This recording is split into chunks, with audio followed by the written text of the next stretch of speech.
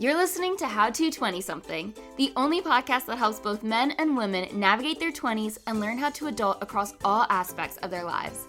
We're going to be focusing on career, relationships, finances, fitness, nutrition, and all of the common challenges and obstacles a typical 20-something will face in this post-college life and what to do about it. I'm your host, Just Diamond, and I am the CEO and founder of Just Diamond Coaching, where I help young professionals get their shit together, gain their confidence, and own their life. No one prepares you for this adulting world, so allow me to help you feel like you are no longer a chicken running around with its head cut off, and that you actually know what the hell is going on and what your next step to take is. Welcome to How to 20-something.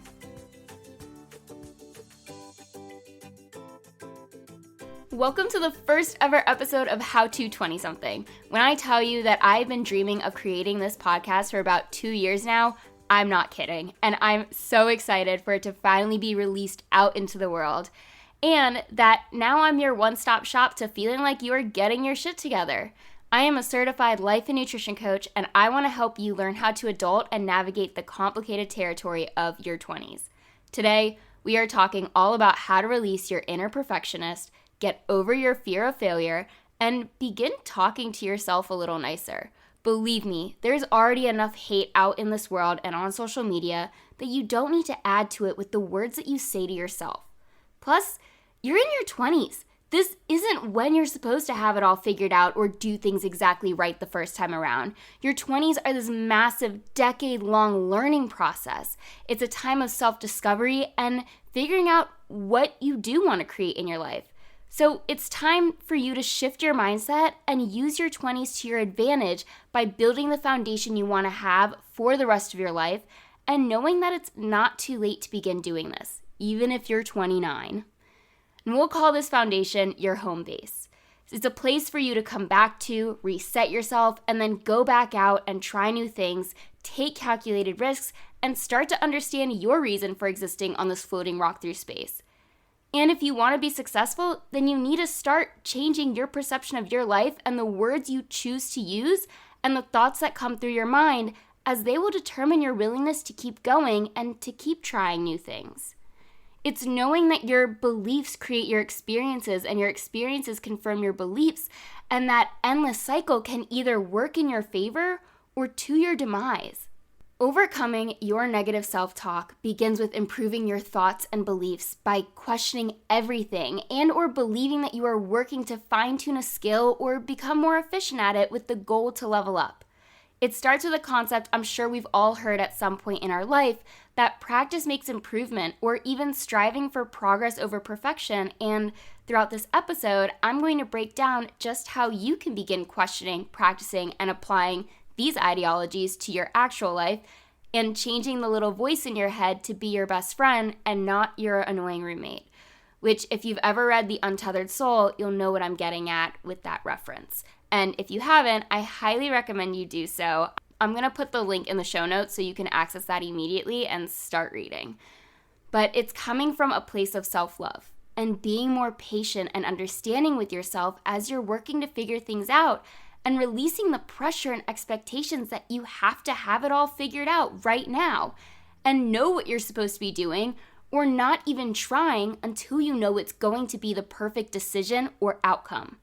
Heck, if that's the mentality I had, then I wouldn't be talking in your ears right now. I never would have been able to come to a place to release this podcast and work to develop this new skill of speaking to myself, unable to see the emotions or the faces of the listeners on the other end of this. And don't even get me started with thinking about all of you having my voice in your ears each week, because it's for sure an odd concept for me to wrap my brain around. But I actually began to first understand how to release my inner perfectionism during my freshman year of college. For those of you who don't know, I have a degree in interior design. My joke is I can help you redesign the inside and outside of your life, and we'll just cue in the but-umts. But anyways, the first 2 years of my 4-year degree was primarily architecture-based, meaning we were hand-building and hand-drawing abstract models using glue, basswood, and plexiglass, and it required a lot of patience and craft, none of which I had when I was first starting out, and honestly still was not even great by the end of it, but we improved, and that's what matters. especially the craft and the patience that was required as these models continued to grow in size.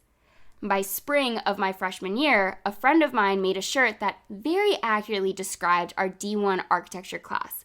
And it had these 3 words on it. And as soon as I saw it, I was like, I have to get that shirt. It's hilariously accurate. And I still have this shirt today and serves as a great reminder to the concept of today's episode, which you'll see what I mean in a moment. The 3 words on that shirt say always, never, done, in an infinity loop with other architecture-related symbols on it, like a ruler and an X-Acto knife. And it means that as you're building these models, you have to know when it's time to accept that what you've done is good enough and that it will never be perfect, because technically there was always something you could add to it or fix about it. So by default, you were always never done with your work. In fact, the longer you worked on your models to try and achieve your perception of perfection, the more your frustration would grow and your craft would turn sloppy as you became more and more impatient. And it was a good life lesson for 18-year-old me that later carried into the adult world of it's never going to be 100% perfect. In fact, you shouldn't be striving for perfection at all, but rather for improving upon what you're working on and knowing when it's time to step away and move on to the next thing. Always never done also means that you're always going to be a work in progress. There's always going to be a new and improved version of you full of growth, maturity, wisdom, and experience. So as you up-level through your different stages, come from a place of self-love and appreciation for not giving up, and acknowledge the growth you've endured and that you're going to continue to endure. And that's really what this paradigm is. It's a form of self-love and releasing the expectation that you're already supposed to know what's going on. It's part of why I became a coach.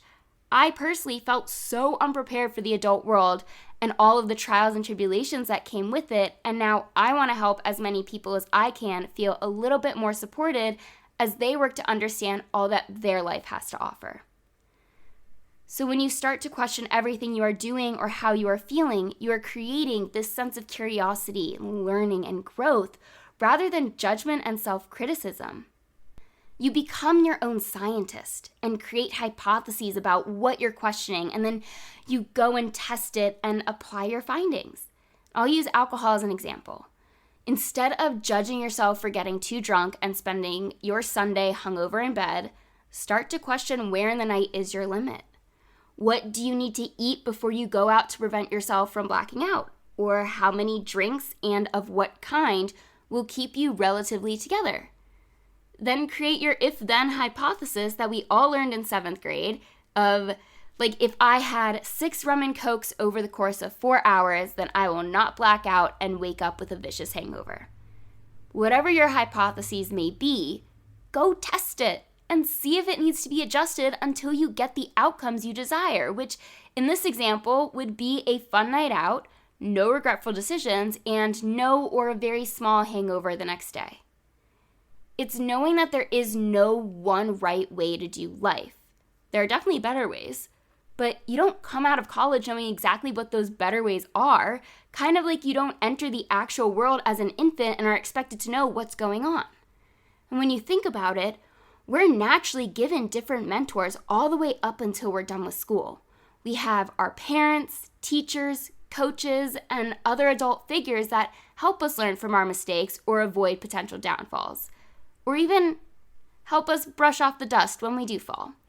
I believe our 20s are the most misunderstood and confusing times of our entire life, and that's also when all of our mentorship ends. I mean, yes, your work probably or hopefully gives you good mentorship, but what about all the other areas of your life? All of a sudden, you are experiencing massive changes and learning experiences, and it can feel very lonely as everyone else is involved in the drama of their own lives, and they're trying to figure it out themselves. And suddenly, you've lost the 4th grader to your 3rd grader. Life is always going to be a skill that needs to be learned, or a hypothesis to be tested, some of which comes from trial and error, some from good mentors and coaches, and some from unexpected occurrences completely out of your control. But start with improving how you talk to yourself and the words you choose, and bringing in some compassion of you're doing the best you can, or you learn something new based on an outcome that maybe wasn't so desirable. And now you're allowing yourself to continue growing and finding better ways to achieve the results you do desire. In regards to having a fear of failure, it's important to remember that you can't fail at something unless you've given up entirely, even if you feel like you're starting over. You're never fully starting over, as now you're starting from experience. You only fail when you stop trying, and the fact that you're listening to this podcast right now confirms that you are most definitely not a failure, and you don't have a failing or a stuck or a fixed mindset, and you are still trying to show up for yourself and be the best version you can be, learn from someone else, and use the resources around you to your advantage. Whether those resources are this podcast, working with a coach or a therapist, seeking out someone more knowledgeable about an area of life you're trying to improve upon, and even reading books that help you develop new skills. Bottom line, you need to start approaching your life from the perspective of becoming a scientist and creating theories, testing hypotheses, and applying your findings. But when it comes to your negative self-talk, this is only part of the mind work that needs to be done, and then the other part comes from fine-tuning your skills or developing experience, which can come from various parts of your life. And I'm going to give some examples that start simple and become more advanced so that you can see how possible this is to apply within the context of your life. And maybe you've already subconsciously been applying this mentality to some parts, and now you get to expand this experience to the parts of your life where you aren't so kind to yourself. So we'll start with cleaning your place. At some point, you had to learn which cleaning supplies were used in appropriate rooms and surfaces. And with that comes the order to clean everything. So it's the most effective use of your time and cleaning supplies. For example, with cleaning the bathroom, I learned that you clean the shower and the tub first so you can put all of the bottles on the floor or the counter. And then you clean the counter and the toilet, and that order doesn't really matter. And lastly, you clean the floors. Similarly, in the kitchen, I learned clean the counters before the floors, otherwise some of the crumbs from the counter could end up on your freshly cleaned floors. And yes, that might seem obvious, but that was something I had to learn. Maybe you're someone who hates cleaning their place, so you've learned, or if you haven't yet, then you're gonna learn right now, that you don't need to deep clean every room in one day. You can pick a corner or a section or a room for that day and then know what room to tackle the next day. Now you can probably think to yourself like, I did learn that, and I wasn't so harsh on myself when I was figuring out the best way to clean my place. And adulthood is largely making your own messes and cleaning up after yourself, so the last thing you want to do is let it all pile up because you really don't want to do it all, and then you have no choice but to clean, or if you have an unexpected guest come over, now you're embarrassed with your living quarters. Another example is in regards to food. At some point, you figured out foods you did like and didn't like, and that continues to evolve and change as you're introduced to new things or you begin to travel. If you're allergic to certain foods, then you learn by some reaction from your body not to repeat that food again, or if you do, you know what reaction you can expect. And maybe you've also experimented with different foods or recipes to see what combination of ingredients produces a tasty result. I know a year ago, I have no idea where I got this thought to do this, but I decided to combine pasta, chicken, broccoli, and hummus into one dish, and it is delicious. My pro tip would be to leave the pasta a little bit wet so the hummus can act more as a sauce, otherwise it gets really dry. But seriously, don't knock it till you try it. People always ask me for my go-to recipe, and this is it. And I tell them, just try it. Don't judge me, just try it first, and then come back and tell me. And nobody has, to this day, has told me it's disgusting. I'd say use hummus that you like, because then it might be gross. But this could be a great opportunity for you to get curious as to whether you like this meal or not.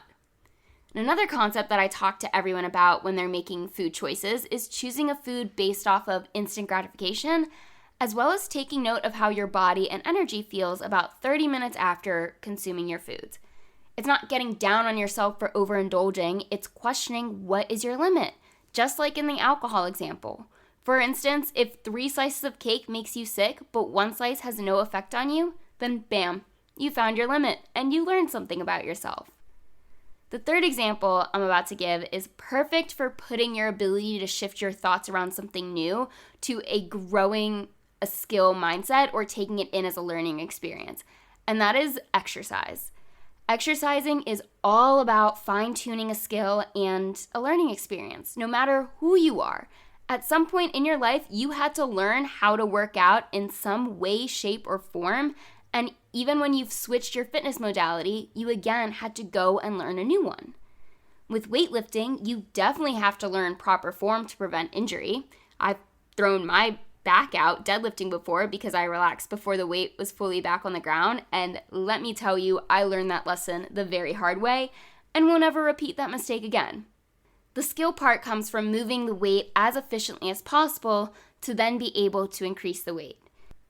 If you're a yogi or you want more flexibility in your body, then you've had to learn different yoga practices and what each move is like chaturanga or warrior one. And I can tell you right now that if you said chaturanga to me a few years ago, I would have looked at you like your head was on backwards. But now I do yoga a little bit more regularly, so I do know the terms. And I get excited when the instructor says a movement and I know what it is instead of looking around the room like, what are we doing right now? And then you have to keep practicing the balance and flexibility parts to get better at them, to then be able to either feel better in your body or advance to the next level of that skill.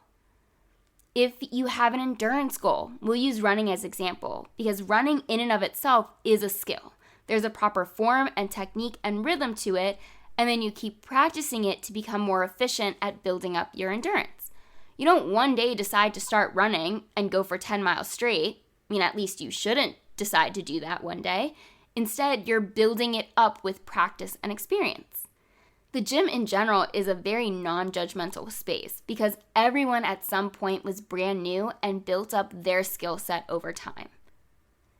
A more advanced topic is when it comes to relationships, whether that be your family, significant others, or friendships. You're learning what you are willing to accept from other people. You're constantly learning what your boundaries are through trial and error, and you're learning what your relationship's boundaries are. And I say this in the present tense because relationships are constantly evolving, so you are continuously learning new things about them and about yourself, whether it's someone new or someone you've had in your life for a while. You're still going to keep learning different levels and depths to them. You're learning who you want to surround yourself with and how you want to be perceived by those people. We'll do a whole episode on effective communication of both of your boundaries or feelings, but maybe you can reflect back to a conversation in your life that didn't go so well. And that's you learning how not to communicate your needs. You can start questioning why you feel a certain way about someone or what you value about them in your life. Not questioning as a way to remove a person, although it could lead you there, but more so getting curious with your own emotions and reactions, like why did that upset you so much? Or why are you feeling more irritable towards someone? Are you under a lot of stress and it's carrying over? Are you feeling unloved? Seriously asking yourself how you fit in this puzzle of your relationships with what's going well and what's not going so well. But it's all this questioning that you have to take note of and build this awareness to, so then things can start to improve and you can start to learn from these experiences. The last category I'm going to go over is how you can bring in your questioning and practicing to your career. You're going to work to fine-tune your skills and get really good at what you do if your goal is to get promoted. I know not everyone's goal is to get promoted, but for some people that is the goal. You should question how your job makes you feel, and this includes your workplace, the work you're doing, and the life it could potentially support outside of work. You'll hear me say a few things a lot, but this is a big one. Your job should be mentally and financially supporting you so you can find your passion and purpose elsewhere. Or change your mindset around how you're showing up in your career so it does align with your purpose and values. Or your job can be your purpose in life. I know mine is, but this wasn't always the case. It was something I found through learning and self-discovery and trial and error. But hopefully by now, you can begin to see how to come from this place of curiosity and practice rather than trying to be perfect at something or overly critical of yourself. The second thing you'll hear me say a lot is that if you want to begin making changes to your life or come from a place of curiosity, then you need to build your awareness to everything you're doing.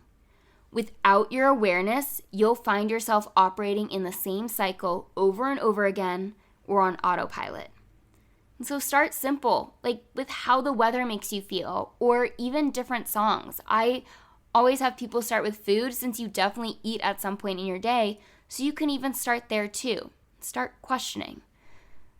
This is your life, and I want to support you in living the best version of it.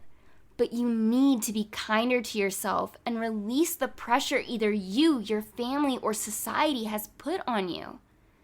I'm here to tell you it's okay to mess up, as long as you aren't constantly repeating the same mistakes, but striving to question what can be done differently next time. And let me know what happens when you do start coming from a place of curiosity and fine-tuning a skill. I would love to hear from you. My email address is coach.justdiamond@gmail.com. You can also find it in the show notes. And I want to thank you for listening to How to 20-something. If you enjoyed what you heard, go ahead and hit the like and subscribe button, share it with a friend, or send me an email. And if you have a story that you think others would benefit from hearing, if you want to work with me one-on-one or see what freebies I have to offer, then please head over to my website and start poking around at the different tabs at justdiamondcoaching.com, also in the show notes. Otherwise, that's all for today when developing the practice of treating yourself with kindness. And I hope you enjoyed what you heard. I'll be in your headphones again next week.